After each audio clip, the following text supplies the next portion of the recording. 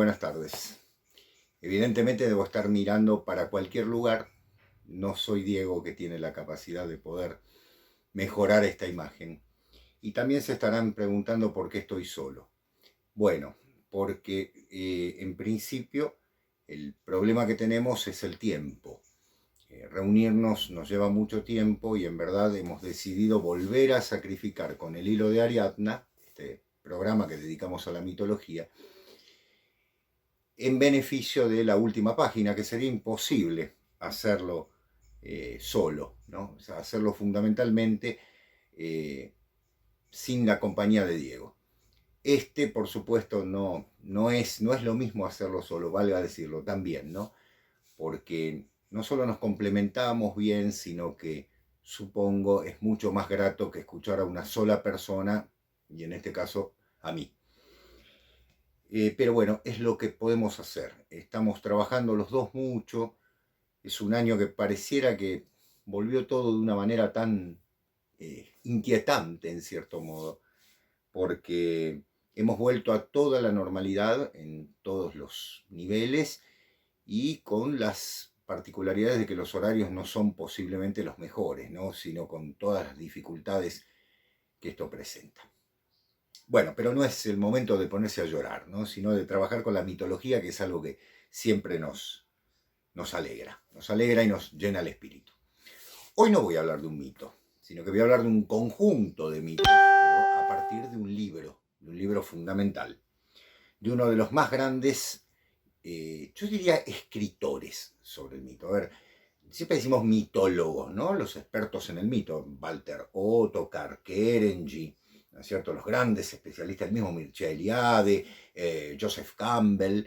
Pero en este caso voy a hablar de un mitógrafo, o sea, alguien que, recibiendo la tradición mítica, decide reescribirlos para los lectores del siglo XX, y que es nada menos que Robert Graves. Todos tenemos en la mente ese hermoso libro que es Los mitos griegos, esos dos tomos en general, que han sido publicados tanto por Alianza como por algunos otros grupos editoriales, pero la edición de Alianza creo que es la más clásica, y que tiene la particularidad de un enorme encanto en cuanto al relato, ¿no es cierto? Y también a la interpretación, porque recordarán los quienes lo han leído que Robert Graves, si bien digo, Robert Graves no solo escribió los mitos, los reescribió, sino que los interpretó, generalmente aparecen las ediciones en una letra bastardilla, como si fueran a pie de página. Interpretaciones que son exquisitas, porque Graves no solo era un gran escritor, sino también un gran poeta.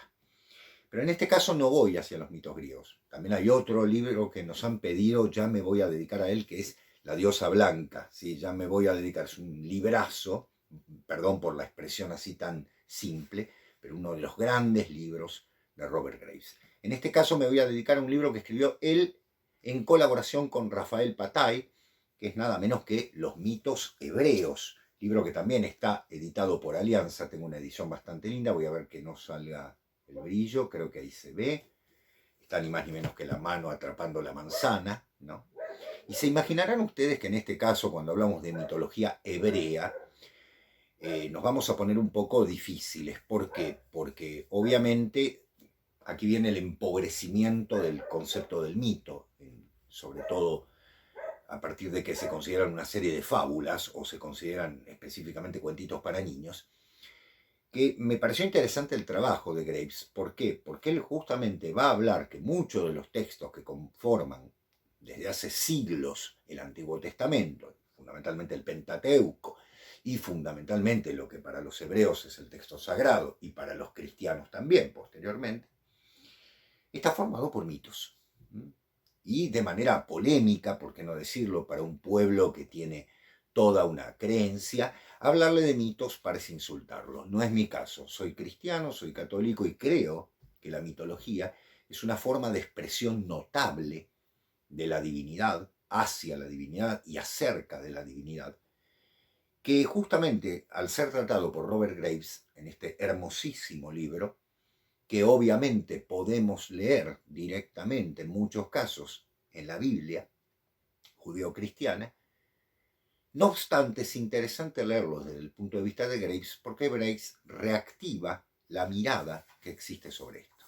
Y quiero justamente resaltar, si me permiten, voy a leer 2 o 3 aspectos fundamentales de la introducción y después mostrarles algunos de los mitos de los cuales va a hablar, que es el hecho de la explicación en torno a esto. Esto dice, los mitos son relatos dramáticos que forman una carta constitucional sagrada por la que se autoriza la continuidad de instituciones, costumbres, creencias y ritos antiguos, allí donde son comunes o se aprueban sus modificaciones.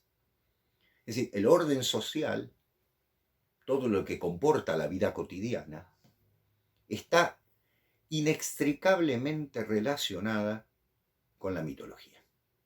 Es inevitable para los pueblos antiguos, para los pueblos tradicionales, no voy a decir primitivos, si ustedes saben, ya lo hemos explicado, no estamos hablando de primitivismo o de pueblos salvajes, de ninguna manera, estamos hablando de grandes civilizaciones, no por su extensión en muchos casos, sino por la profundidad, tienen en el mito el fundamento de su orden total, de su cosmovisión, palabra que hemos usado mil veces, ¿no es cierto?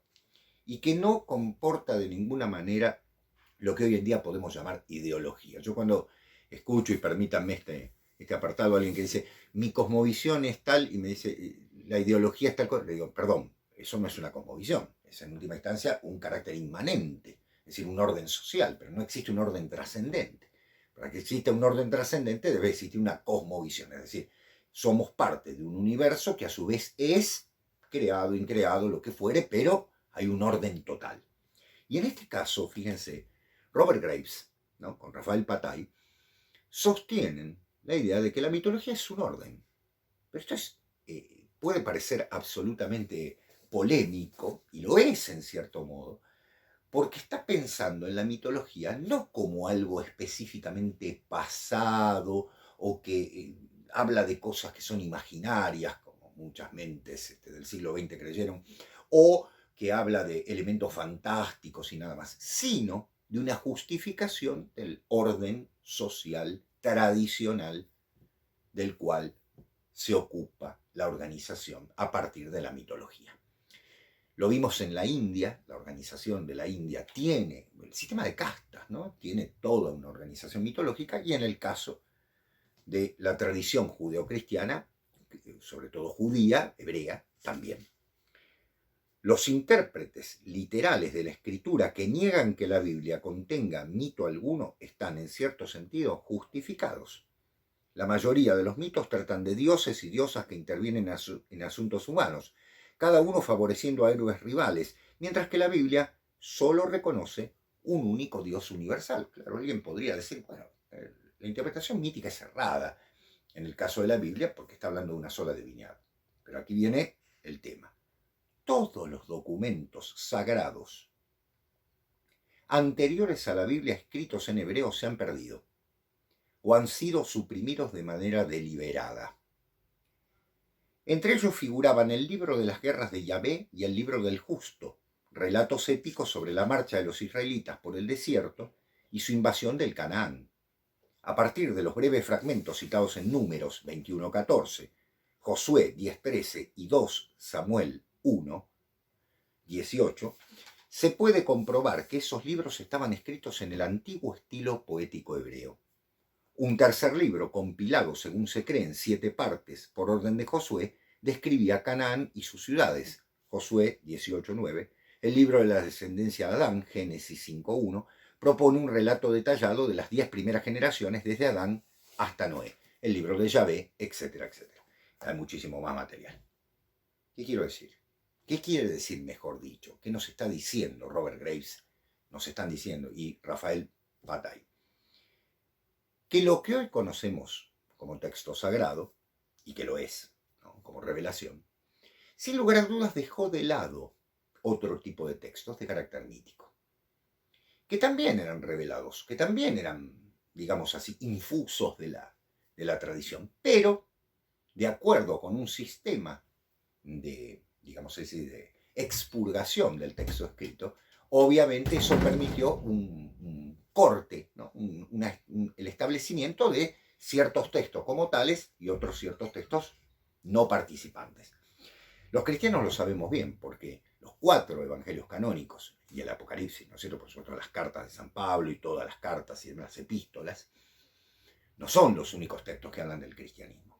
Todos sabemos muy bien que existen lo que se llaman evangelios apócrifos, que no están considerados canónicos, que no son parte de la Biblia, pero son textos de un carácter también sagrado, que no pueden ser, no han sido incorporados al texto debido a que se los considera muy posteriores, que se los consideran copias de copias, y que en algunos casos revelan algunas contradicciones, cuando no. Yo siempre digo que esto no debe asustar a un creyente. Al contrario, lo que queremos hacer es poner, como digo siempre, ¿no?, el río de la Plata en un vaso. Es imposible. La divinidad es algo que nos supera totalmente.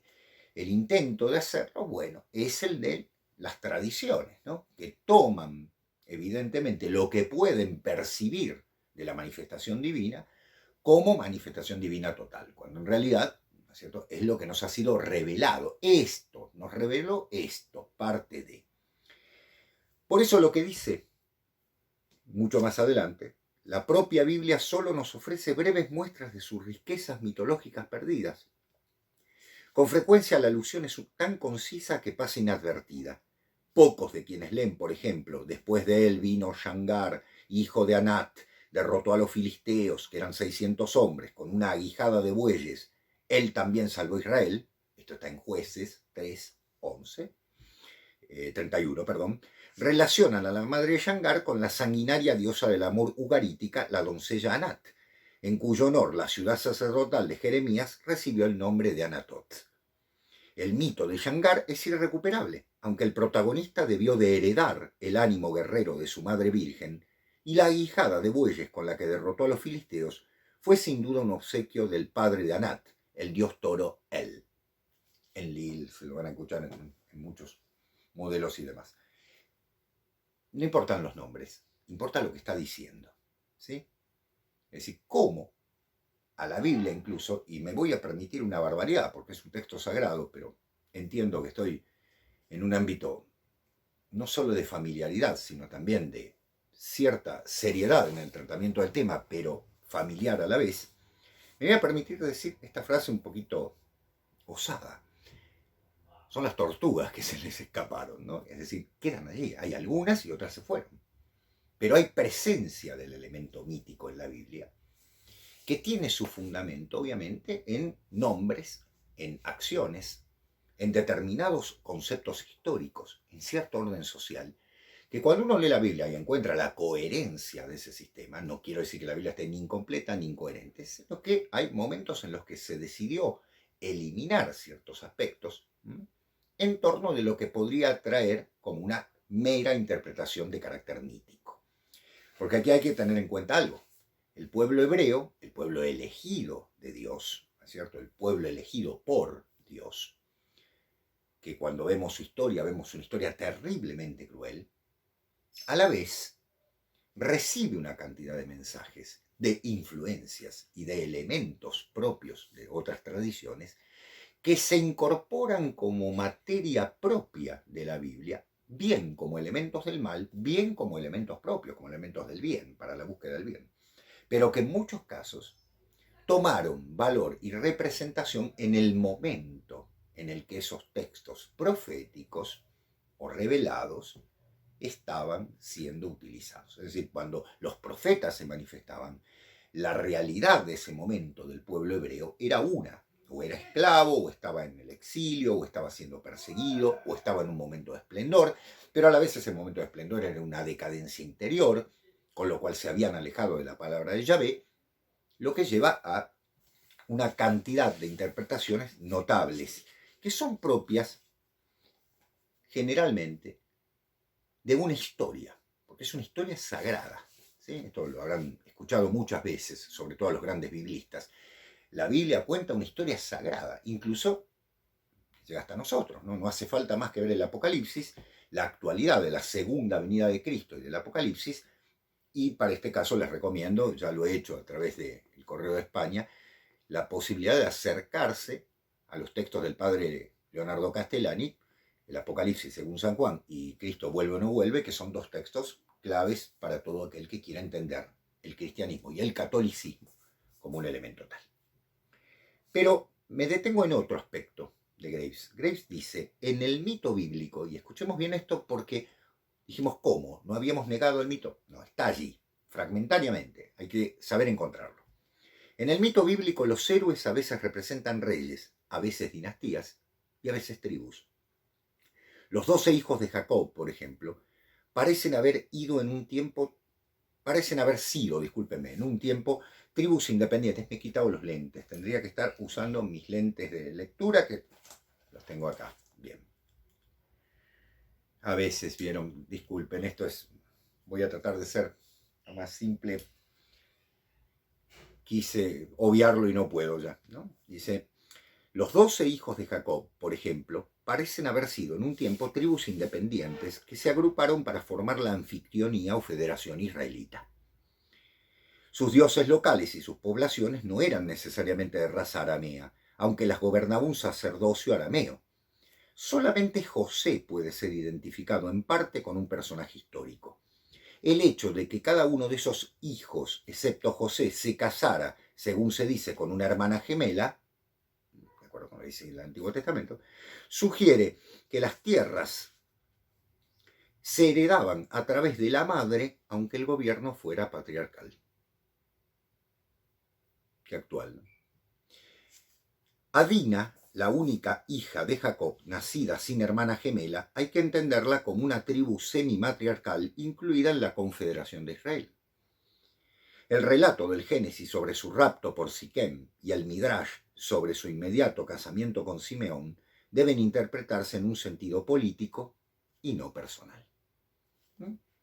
Y si tiene un sentido político para los pueblos tradicionales, lo tiene porque es mítico. Muchas veces hemos intentado acercar y explicar este concepto, ¿no? La política para los pueblos tradicionales no es que no existiera lo que llamamos ciencia política, pero sí el arte política, porque era inevitable que el orden social respondiese a un orden superior, a un orden tradicional, a un orden trascendente. Es decir, el microcosmos de este mundo reflejaba el macrocosmos del otro mundo. Cuando hablamos de los reyes en Grecia, no hablamos ni más ni menos que de la misma soberanía de Zeus en ese sentido. Ahora, volviendo a la Biblia, lo que podemos observar claramente es que ciertos personajes encubren míticamente a pueblos o encubren míticamente los pueblos a un personaje. Es un ida y vuelta. Es decir, fue un interés propio de los grandes redactores de estos textos los que persiguieron justamente una finalidad de carácter notable. No quiero extenderme mucho más, porque sé que por ahí puedo llegar a ser un tanto denso en el tema, pero sí recordarles, con toda esta justificación que hace Robert Graves, los temas que va a tratar. Si me permiten, voy a citar algunos. El tema de la creación es un tema fundamental. Lo encontramos en el Génesis, obviamente, por supuesto, pero no es la única creación. Hay creación según otros textos bíblicos. Esto ha sido visto como contradictorio, obviamente las personas que quieren leer el texto literalmente dicen, ¿cómo? Hay dos versiones, entonces no hay ninguna, no vale ninguna. No es eso, sino fundamentalmente la mirada de un hecho que no puede ser abarcado de ninguna manera, es abarcado de forma tal que tenga diferentes variantes. Es como si dijéramos que los mitos griegos, de los cuales conocemos distintas versiones, uno y otro se contradicen. Es posible, pero son complementarias, porque agregan un aspecto en el que no está. De hecho, ¿por qué tenemos 4 evangelios si en realidad la historia de Cristo es una? No obstante, los 4 evangelios, al contar la misma historia, los sinópticos fundamentalmente, existe el de San Juan con otro agregado. Son complementarios, son visiones complementarias del mismo hecho. La revelación ha sido dada a determinadas, en ese momento, iglesias, ¿no? La cosmología mítica, o sea, cómo se ordena el orden mítico, que es muy interesante. Glosa sobre el relato de la creación, creaciones anteriores, descripción de los monstruos primitivos, el Rem y el Sis, la caída de Lucifer, el nacimiento de Adán. las compañeras de Adán, el paraíso, compañeras de Adán, ya sé que esto habrá llamado la atención, sí, claro, el mito de Lilith, por poner por caso. Y por supuesto después empezamos con todas las historias que podemos empezar a leer más claramente en la Biblia, como las historias de Noé, ¿no es cierto? De, de Moisés, etcétera, etcétera, las de Abraham, ¿no? Hasta la muerte de José.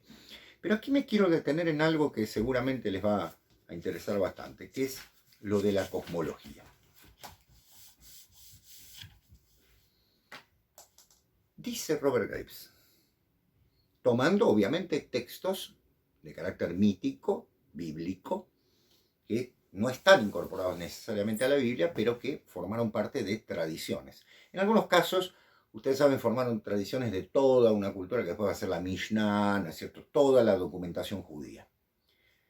Tan grande era la obra realizada en la creación que un paseo de este a oeste alrededor de la Tierra ocuparía 500 años de la vida de un hombre, si viviera para completarlo, y otros 500 un paseo de norte a sur. Estas distancias se corresponden con las que hay desde la Tierra hasta el primer cielo y desde el primer cielo hasta su cima. Por lo que respecta a la propia Tierra, un tercio de su superficie es desierto, otro tercio mar y otro tercio tierra habitable. Fíjense el orden, ¿no? Todo es un orden matemático, numérico. Aquí una aclaración que muchos la saben. La Biblia, por supuesto, como está escrita en hebreo, y el hebreo es una lengua no solo sagrada, sino una lengua antigua, tiene un valor numerológico, lo mismo que pasa con el griego, por poner por caso. Entonces, cada una de las letras tiene un valor numérico. Ese valor numérico encierra una cifra. Esa cifra encierra la cifra borgiana, por decirlo de una manera, en torno de la creación y de la manifestación de lo divino. Aquí hay algo fundamental, el número 3, ¿no es cierto? Es la distancia, ¿no es cierto?, que hay desde la tierra al cielo, ¿sí? Las tres partes perfectamente habitables, la habitable, la desértica, la del mar, que de ninguna manera se comportan, se ponen en consonancia con lo que es la realidad física, ¿no? Pero hay algo a remarcar, el primer cielo. ¿Por qué? Porque siempre decimos, Aristóteles nos habla del primer cielo. Ya estaba esta concepción. Ya venía desde Babilonia. La concepción de que los astros se movían en torno de la Tierra. La concepción de que los ángeles, arcángeles, serafines, querubines, tronos, dominaciones, principados, esos nombres que se pusieron, no eran ni más ni menos que estados superiores de la manifestación del ser, los estados angélicos. Y por supuesto, debajo de esto los estados demoníacos, ¿no? Desde la caída de Lucifer, en este caso, el que porta la luz.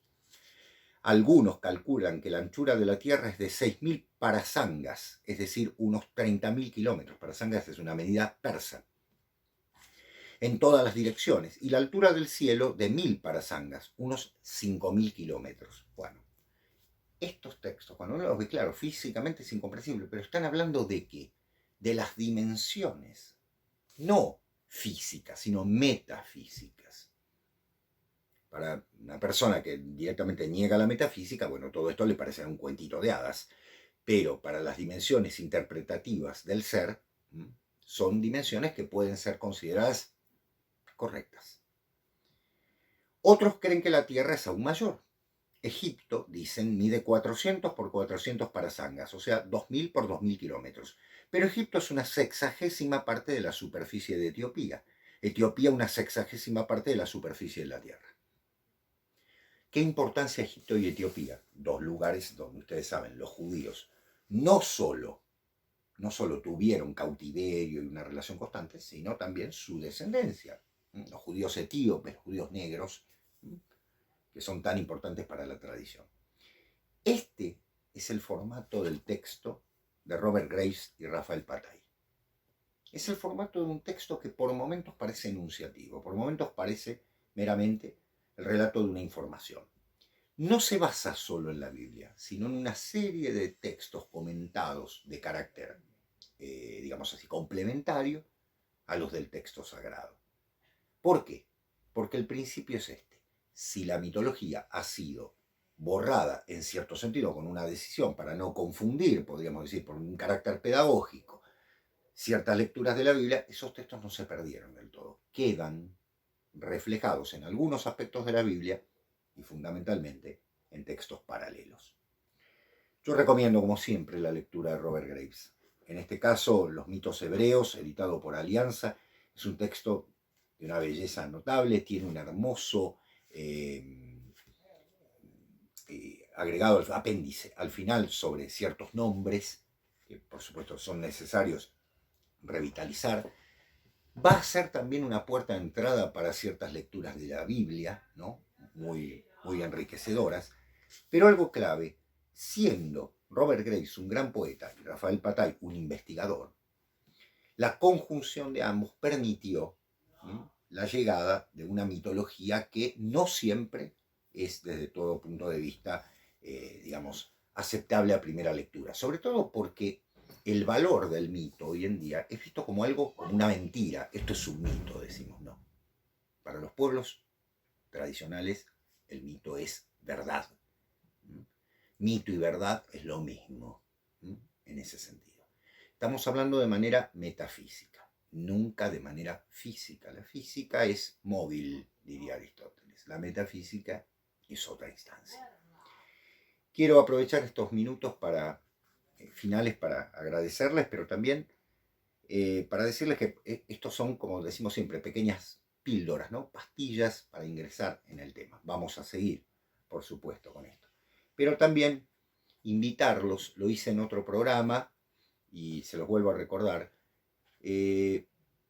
invitarlos a ver un programa específico, un canal específico, que es Mundos Ausentes, de nuestro querido Jorge Luis Toledo, gran viajero por el mundo, pero no un viajero común, sino aquel que va en busca de una arqueología del turismo y una arqueología de la cultura impresionante. Mundos Ausentes es un canal que está dedicado a mostrar y a enseñar los lugares sagrados de muchos pueblos, desde los mayas hasta los camboyanos o los antiguos Jemer, pasando por la antigua Italia, Grecia y otros lugares que son de importancia, Tailandia, de una importancia maravillosa. Para los que no podemos por ahí estar en el lugar y ver una mirada profunda sobre esos textos, sobre esas piedras que nos hablan, es interesante ver este canal. Se llama Mundos Ausentes, se los recuerdo.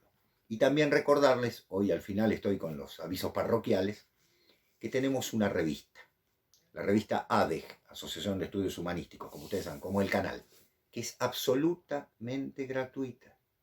No hace falta pagar nada. Sale cada 2 meses, la hacemos los que conformamos, quienes conformamos la Asociación de Estudios, más personas invitadas a escribir.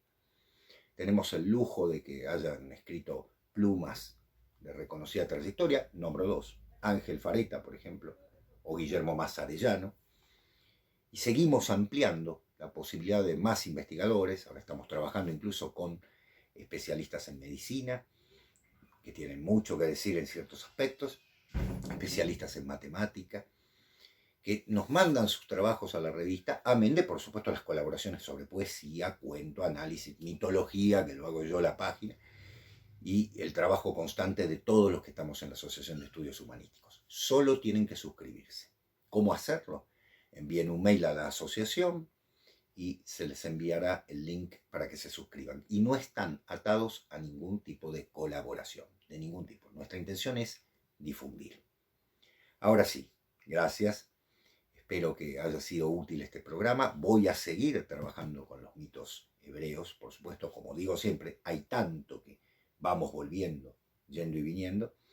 Recibimos todas las recomendaciones que nos hacen, tratamos de cumplir, a veces nos superan, como en este caso, que lo tengo que hacer solo y Diego después va a hacer su capítulo solo también. Y les agradecemos infinitamente. Y como digo siempre, para cerrar esto, adiós y gracias.